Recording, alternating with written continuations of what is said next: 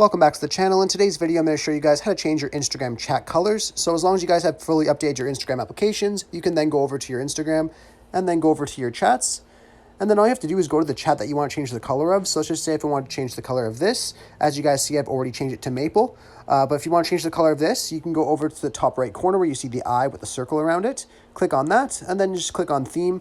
And then you will then see there's tons of different themes and colors and gradients you can choose from. So if you just scroll through here, you can look through and choose one that you like. Let's just say if I wanted to change mine to citrus, I can click on citrus, then go back to the conversation, and you will then see that it changes the color of the your chats that you send, and then your camera bump at the bottom there.